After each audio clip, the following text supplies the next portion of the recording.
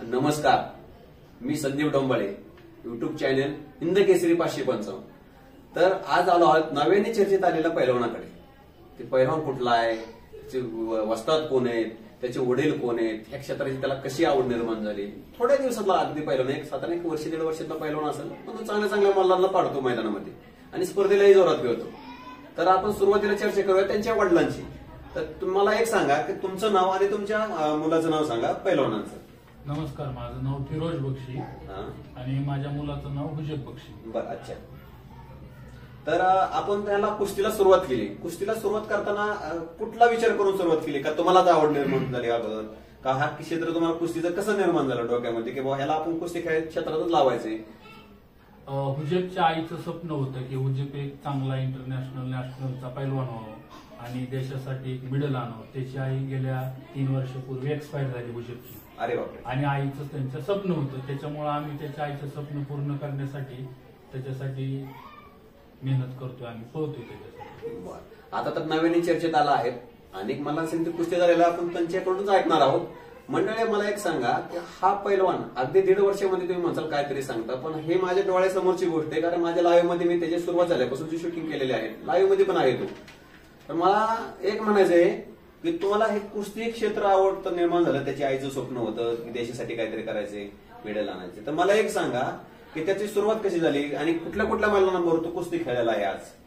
त्याची सुरुवात गेल्या 1.5 वर्षापासून आम्ही त्याची तालिमीमध्ये सुरुवात केली. सुरुवातीला आम्ही कळस गावामध्ये, आपलं प्रॉपर गाव कळस, पण भिगवणमध्ये माझा व्यवसाय आणि भिगवणचा मी नागरिकच आहे आता. आणि कळसमध्ये तो सरावला त्या ठिकाणी करत होता, त्याला त्याची मनाने आवड निर्माण झाली आणि त्याच्या आईचं स्वप्न होतं.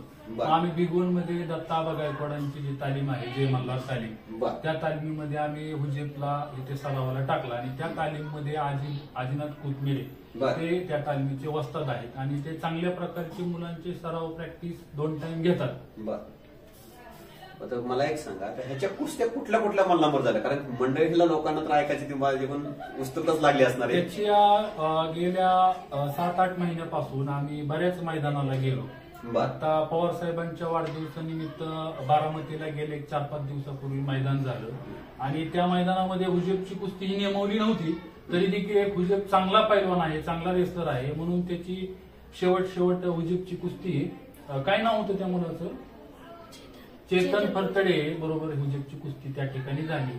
त्याच्यानंतर बारामतीला अजितदादांचं जे वाढदिवसाचं मैदान होतं, त्या मैदानाला देखील हुजेबची इम्रान पठाण बरोबर एक अप्रतिम कुस्ती झाली. आणि आता गेल्या 15 दिवसापूर्वी, 1 महिना झाला त्या गोष्टीला, दत्ता आबांनी मैदान घेतलं होतं. त्या मैदानामध्ये निखिल मानेवर खूप चर्चेची कुस्ती हुजेबची झाली. ती कुस्ती ते कुस्ती जिंतीला झाली, तालुका करमाळा आणि जिल्हा सोलापूरमध्ये कुस्ती झाली. बरं, निखिल माने बद्दल तुम्ही काय सांगताल? निखिल माने फक्त चर्चेचा विषय थोडासा झाला होता, तुम्ही काय सांगताल त्या बाबतीत? निखिल माने एक महाराष्ट्रातले नामचीन आणि मोठे पैलवान आहेत, त्यांच्याबद्दल बोलायचं थोडं मला हेच वाटतं. पण निखिल माने बरोबर हुजेबची जी कुस्ती आम्ही जोडली, त्यांच्या वस्तादांना जे आहे हुजेबचा, आम्ही शालेय स्पर्धेत आयडी देखील पाठवला होता आणि त्यावेळेस हुजेबचं वजन 34 किलो होतं निखिल मानेच्या कुस्तीच्या वेळेस आणि हुजेबचं वय वर्ष आता 12 चालू आहे. बरं, मला एक सांगा, तुम्हाला हुजेब हा तर नामांकित पैलवान आहे, आता जे कुस्ती बघतील त्यांना समजत, पण ह्या मुलाखतीतनं त्याचे बरेचसे कुस्ती आहेत तुम्हाला पाहायला भेटते की नामांकित झालेले ह्या भागातले पैलवान, ते जे बरेचसे पैलवानांवर कुस्त्या चांगल्या झालेले, अप्रतिम कुस्ती झालेले. तर मला एक सांगा, तुम्हाला कुस्तीबद्दल, त्याच्या डाएट बद्दल किंवा त्यांनी काय पुढे भविष्यात काय करायचे ते तर तुम्ही सुरुवातीला सांगितलेच, तरी पण मला एकदा सांगा की ते वस्तादाचे कसा असतो, त्याचा सराव कसा असतो, काय कसं असतं, मला थोडक्यात माहिती सांगा त्याची. त्याचा सराव सकाळी आम्ही तालमीमध्ये त्याला घेऊन जातो 5-5:30 वाजता आणि तिथून त्याचं 8 वाजेपर्यंत सकाळचा सराव असतो आणि संध्याकाळचा त्याला आम्ही इथून 5:30 वाजता तालमीत सोडतो. मग 5:30 वाजल्यापासून 7-7:30 वाजेपर्यंत तिथं त्याचा सराव होतो आणि जे डाएट थंडाई वगैरे जो काय आहे तो आम्ही त्या हिशोबाने त्याला जो डाएट आहे तो देतो. पण मला एक सांगा, तुम्ही तिथे निखिल मानेबद्दलच मला थोडासा विषय बोलायचा आहे. तर त्याचं काय म्हणणं होतं की त्या चर्चेतनं मी ऐकलं की त्याची ज्यावेळेस तो बाईट घेऊन बोलला तर त्याच्या अगोदरची कुस्ती त्याची असेल ती ह्याच्याबरोबर झालेली होती, हुजेबवर झालेली होती. हा हुजेब त्याच्यापासून उंचीने खरोखरच जास्त दिसला होता, म्हणजे मला पण दिसला होता, पण मला माहित होतं की हा उंचीने जरी जास्त असेल तर तो वयाने तेवढा नाहीये आणि त्याचं वजन पण त्याच्याच मापात होतं. मग त्या निखिल मानेला असं का वाटलं असेल की बाबा माझी मोठ्या मुलाबरोबर कुस्ती लावतात, जोडवतात ते एक, ठरवतात ते? लोक फसवतात असं तो म्हणतोय. थोडस त्या गोष्टीचं काय, कुस्ती जोडल्यानंतर ज्यावेळेस त्यांची कुस्ती जोडल्यानंतर त्यांनी देखील मला मैदानात सांगितलं होतं की हुजेब थोडासा मोठा दिसतोय. तर त्यावेळेस मी त्यांना सांगितलं जर प्रतिस्पर्धेबरोबर खेळणार नसेल तर आम्ही बक्षींना विजय घोषित करून त्यांना आम्ही पैसे देतो, कारण ही कुस्ती पर्सनल लागली होती. मग त्यांना 10-15 मिनिटाचा आम्ही वेळ दिला. मग त्याच्यानंतर त्यांचा काही फोन वगैरे नाही झाला. त्यांना ते खरं कसं जाणवलं की हा लहान आहे का मोठा आहे, हे कसं तुम्ही सिद्ध करता? आता त्याचं शाळेत त्याचा आयडी देखील आहे, तुम्हाला त्याची हे जन्मतारीख वगैरे बायोडाटा आहे त्याचा पूर्ण. हा बघा त्याचा बायोडाटा आहे, त्याच्या फोटो सहित आहे, शाळेचा बायोडाटा आहे, आधार कार्ड पण आहे त्यांच्याकडे आणि ही पूर्ण दाखवत आहे. मला वाटतं त्याच्यासाठी त्याचा एक मित्र पण आहे लहान मुलं, आपण त्याला पण विचारणार आहोत ते कसा काय वाटला तुला त्याबद्दल. एक मिनिट.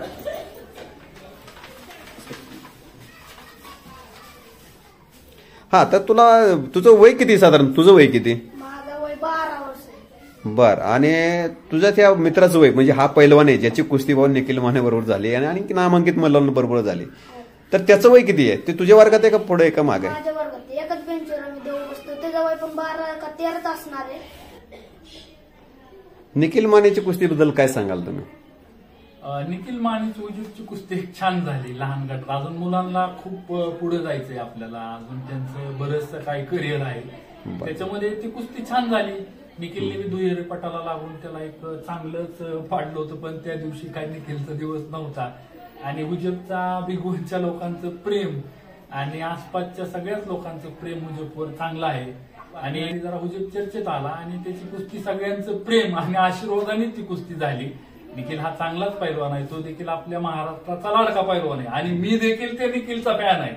मला त्याची खूप कुस्ती आवडते, छान आहे. तो बी मुलगा आपलाच आहे, तो काही लोकांचा आहे. त्याची बी कुस्ती छान आहे, त्याची खेळण्याची टॅक्ट छान आहे. त्याच्या बऱ्याचशा कुस्त्या मी बघतो. आता गेल्या दीड महिन्यापूर्वी मी ते कुस्ती झाली काजडला, मी ती खास कुस्ती बघण्यासाठी निखिलची गेलो, ते संभाखाडे बरोबर. ते बी अप्रतिम कुस्ती झाली, ती छान झाली. दोघंही म्हणलं छान लढले आणि कुस्ती एकदम चांगली. आधी महाराष्ट्राचे उगवते तारे एक दुसऱ्याला खाली वर होत असतं. शेवटी कुस्ती हारजीत तर सगळ्यांचीच असते. 100%. तर तुम्हाला हुजेबचं थोडंसं हुजेबची चर्चा ऐकायची आम्हाला की हुजेब तुला काय वाटतं, तू भविष्याचा काय पाया कसा तयार करणार आहे? व तुझ्या कुस्तीबद्दल बोल किंवा तुझ्या लाईफ बद्दल बोल की तुला काय करणार आहे तो आयुष्यात पुढे जाऊन. माझ्या आईचे स्वप्न होते की तू मोठा पैलवान हो आणि भारतासाठी गोल्ड मेडल आण. आपल्या देशासाठी गोल्ड मेडल आणायचं स्वप्न आहे तुझं, आणि तो इतका चांगला कसा खेळाडू झाला थोड्या दिवसामध्ये? तसं काहीतरी असेल ना सिक्रेट, तू मला सांग जरा. मी तालमीत माझी मोठ्या बरोबर लढत होते, जास्त ताकद लावा लागते का तर मी बाहेर खेळायला जातो, फायदा मला होतो. तर मला एक सांगा, तुम्ही पिताश्री म्हणून त्याचे आज वस्तात पण नाही आले, म्हणजे तुम्ही नक्की कशामुळे आले नाहीत किंवा काही कारण असेल? ऍक्च्युली काय झालं, तुम्ही मुलाखत घ्यायला आला आणि थोडस मी कार्यक्रमामध्ये होतो आणि मी आबांना आणि त्याचे वस्तादांना फोन करू शकलो नाही, माझ्या ते लक्षात राहिलं नाही गडबडीत. त्याच्याबद्दल मी दिलगिरी व्यक्त करतो.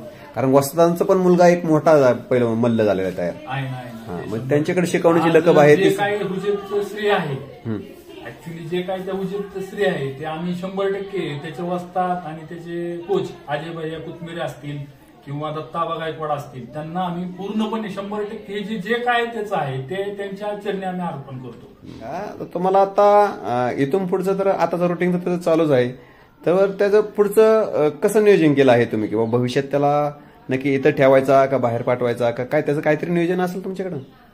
आता आमच्या तालमीमध्ये काय झालंय की आमच्या मुलांना जे आहे तो मॅटचा सराव नाहीये, आमच्या तालीममध्ये अजून मॅट अवेलेबल नाहीये. तर यावेळेस तालमीत आमच्या मॅट येईल, पण आमची जी मुलं आहेत ते माती प्रॅक्टिसमध्येच करतात. आता या महाराष्ट्र केसरीच्या ज्या स्पर्धा झाल्या त्या स्पर्धेमध्ये देखील आमच्या तालमीची 3 मुलं नंबर 1ला बसली. एक दौलत वायशी म्हणून छोटा 28 किलो गटामध्ये तो मुलगा बसला आणि दुसरा जो आहे मुलगा तो शाहिदनी देखील एक कौतुकाचा स्पर्श, म्हणजे बारामती, इंदापूर, दौंड या 4-5 तालुक्यामध्ये एक शाहिद मुलानीचं चांगलं आमच्या तालमीमध्ये नाव आहे, भयंकर मोठं, म्हणजे छान पैलवान आहे शाहिद मुलानी. त्याच्यानंतर रुद्र राज गायकवाड राज गायकवाड जो आहे तो बी मुलगा एक 40 किलो वजन गटामध्ये आमच्या तालमीतला नंबर 1 ला बसला आणि त्याच गटामध्ये आडसूळ श्रेयस आडसूळ म्हणून हा देखील 2 नंबरला आमच्या तालमीतलाच मुलगा बसला. पण कौतुक सांगायचं म्हणजे हे आहे त्याच्यामध्ये की आमच्या मुलांना मॅट नसून देखील हे मुलं आमची नंबरात बसली. म्हणजे मॅटवर चांगले खेळतात तुमची हो मुलं. छान. म्हणजे आमच्या मुलांना मॅट नाहीये सर, तरी देखील आमची मुलं बिगर मॅटची इथपर्यंत गेली आणि गेल्या वर्षी शालेय स्पर्धेत आमची 2 मुलं तालुक्याला बसली. राज गायकवाड आणि शाहीद मुलांनी हे 2 मुलं आमची तालुक्याला बसली आणि जिल्हास्तरीय स्पर्धेवरती मॅटचा सराव कमी असल्यामुळे ते मुलं जरा आमची बाहेर निघाली. बरं, आता ह्याला पाहिलेलं आपण ह्याचं मेडल पण दाखवणार आहे. त्याला सर्टिफिकेट भरपूर भेटले, मेडल आणि त्याचे ट्रॉफी आहेत बघा तिथं आपण पाहताय. आता मला एक बोलायचं होतं की त्याच्यात घरच्यांना पण काहीतरी असेल ना, घरच्यांना पण कसं वाटतं मला एक सांगा. आता थोडक्यात सांगा, आता 2 मिनिटांमध्ये मी तर बंद करणार आहे माझी मुलाखत. तर एक त्याचा मित्र आहे हा, तो ह्याला कशी सवय लागली का ह्याच्यामुळे त्याला सवय लागली मला एक सांगा. तुझं नाव सांग रे बाळा थोडं. माझं नाव दिलसान खान आहे आणि मी हुजे तालमीत जायचा. हुजे मला रोज म्हणत चल तालमीत लय मोठा पेहलवान व्हायचा. पण मी हुजेब संघ रोज जायचो तालमीत, त्यामुळे मी आज एवढं मोठं झालो आणि हुजेबला मी चांगलं पुढे जाऊन चांगलं कुस्ती खेळावं अशी मी हुजेबला विनंती करतो. आणि हुजेब बाबतीत तुला काय वाटतं की हा कसा मल्ल तयार होणार भविष्यात? लय चांगलं होईल, पण प्रॅक्टिस चांगलं रोज सकाळचं पण प्रॅक्टिस मला येतो रोज उठवाय. तो म्हणतो चल तालमीत, माझा संघ कोण नाही जात तालमीत. मी बोलतो बाबा चल बाबा तुझा संघ कोण नाही जात तर मी जातो तालमीत. म्हणलो पण मोठा पहिलवान तू हो, आपलं देशासाठी हे मेडल आण. मी म्हणतो माझं नाव नाही झालं तरी तुझं नाव होय पाहिजे. अरे तुझं पण झालं पाहिजे असं थोडंच येतं. तुझं पण नाव झालं पण तुझी जरा प्रेम आहे त्याच्यावर, त्याच्याबद्दल त्यासाठी तू त्याच्या बाबतीत जरा जास्त बोलतो. हा ठीक आहे, तू पण मेडल आणशील त्याच्यामुळे तुला पण मेडल भेटेल. हा ठीक आहे. तर मला एक सांगा आता की तुम्हाला काय संदेश द्यायचा आहे याच्यातून? अजून काय हुजेब हा एवढा मोठा पैलवान नाहीये त्याची तुम्ही जी मुलाखत घेतली, पण मला संदीप सर तुमचं देखील आज कौतुक वाटतं की तुम्ही एक युट्यूब चॅनल देखील आहे आपला हिंद केसरी 555 जो आपला युट्यूबचा चॅनल आहे, त्याच्यामध्ये तुम्ही अभंगची कुस्ती टाकता, छोटा मुलगा अभंग, त्याचं मला कौतुक भरपूर वाटतं. आणि मला एक असं सांगायचं आहे की जे अभंगची कुस्ती ते लहान मुलाच्या कुस्ती युट्यूबला व्हायरल होतात ते मुलाखत, पण माझं एक पूर्ण पैलवान लोकांना आणि ह्या बाईट बघणाऱ्याला बी सांगणं आहे की आज जी छोटी मुलं आहेत ती छोटी मुलं मोबाईलच्या व्यसनामध्ये खूप भयंकर परिस्थिती आहे. मुलं खेळापासून वंचित व्हायला लागलेली आहे आणि त्या मुलांना बरेचसे, आता परवा दिवशी एक माझे मित्र डॉक्टर आहेत त्यांच्याबरोबर मी चर्चा करत होतो तर त्यांनी मला सांगितलं की एक 14 वर्षाच्या मुलाला याच डायबिटीस बीपीचा ह्या लहान मुलांना त्रास व्हायला लागला. हे मुलं खेळापासून वंचित आहेत. म्हणून मला कौतुक असं वाटतं की कमीत कमी या भागामधली मुलं पैलवानकी क्षेत्रामध्ये तालमीपर्यंत जुडावे आणि त्या मुलांना तालमीचा नाद लागावा. भले मोठा पैलवान नाही जरी झाला तरी त्या मुलाची कमीत कमी शरीरसृष्टी हे चांगलं जपणं आज गरजेचं आहे. महाराष्ट्राचं बरेचशी मुलं आहेत व्यसनाच्या हारी चाललेली आहेत, परत मुलांना बरेचसे आजार निर्माण व्हायला लागलेले आहेत आणि व्यायाम वर्कआउट हा कमी झाल्यामुळं त्या मुलांना बऱ्याचशा गोष्टीचं हे व्यसन म्हणा किंवा आजार म्हणा हे समोर दिसायला लागलेलं आहे. म्हणून माझं मत आहे की प्रत्येक पालकांनी की मुलाला कुठल्या ना कुठल्या स्पोर्टच्या गेमला पाठवलं पाहिजे असं माझं एक संदेश आहे. तर इतका संदेश छान दिला लोकांना. तर काही ठिकाणी अडचणी पण असतात, लोकांना पैसा नसतो तर ती तालमीत कसं लावणार ना, मग त्यांच्या बाबतीत तर काहीतरी संस्था असतील काय असतील तर असं आहेत का लोकांना की जेणेकरून तुमच्या माहितीप्रमाणे की आहेत ह्या महाराष्ट्रामध्ये भारतामध्ये जेणेकरून मुलं घडवू शकतात? आहेत तिथपर्यंत आहेत, पण काही मुलं तिथं गरिबाची पोचत नाही. पण आता मीच एक छोटासा कदम उचललेला आहे मी स्वतः वैयक्तिक. तर मी काय करतोय, मी माझं एक छोटंसं टेलरिंग व्यवसायाचं आपल्या भिगवणमध्ये शॉप आहे माझा आणि त्याच्यावरती आमचा परिवाराचा गुजारा होतो. पण मला असं वाटतं की मला सगळ्या ज्या महाराष्ट्रातल्या नामचीन कंपन्या आहेत त्यांचं जर मला काम मिळालं कपडेचे वगैरे सगळं काय मला त्याच्यातून मिळेल त्याच्यातली 50% रक्कम मी तालमीच्या मुलांना खुले आम देण्यास तयार आहे. आणि हा व्यवसाय 1 महिना 1.5 महिन्यात आम्ही लॉन्च करतोय. मुंबईच्या एका कंपनीशी माझं गेल्या 15 दिवसापूर्वी डील झालेलं आहे आणि प्रत्येक आता मुलगा चांगला आहे, नॅशनलला जाऊ शकतो, त्याच्यात गेम्स चांगले आहेत.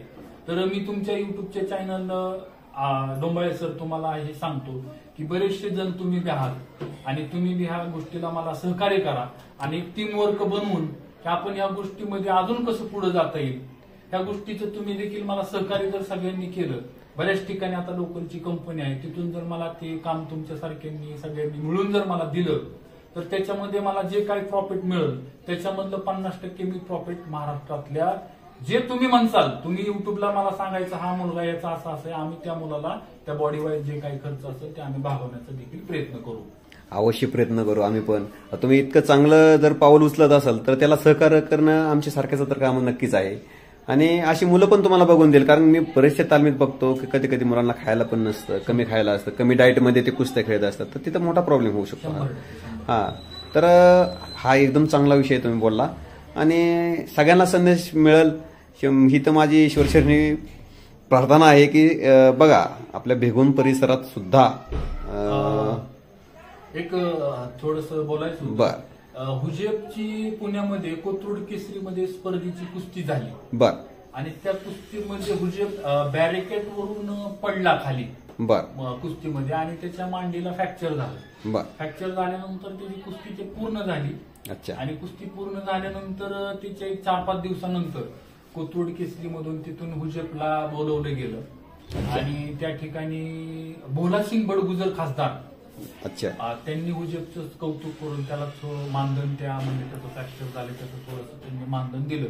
मला अशा एक खासदारांचं देखील कौतुक करावं असं वाटतं आणि आमच्या भागामध्ये माननीय श्री आमचे आमदार सर्वांचे लाडके आमदार आता आमदार आमचे आमदार म्हणणं आता मंत्री आहेत मामांनी देखील आमच्या तालमीला भरभरून मदत दिली. आता मामांनी आम्हाला तालमीमध्ये खूप मोठी जिम दिली आणि आम्हाला अवघ्या 15 दिवसात मामांनी ते जिम मंजूर करून दिली आणि ऍक्च्युली आम्हाला ती जिम आली देखील आणि आता आम्हाला एक मामा म्हणजे महिन्या 15 दिवसानंतर तुमच्या तालमीला मॅट देखील आम्ही उपलब्ध करून देतो की ह्या संदेशामधून मी मामासारखे आमदार मुलांना जर असे तालुक्यामध्ये लागले तर खूप मुलांचं कल्याण होईल की मामांचं देखील एवढ्या ग्राउंड लेवलला छोट्या तालमीत देखील लक्ष आहे. मला त्या मामाचं खूप कौतुक करावं वाटतं भरभरून. बरं आता एवढं बोलो आणि आपले विषय थांबूयात.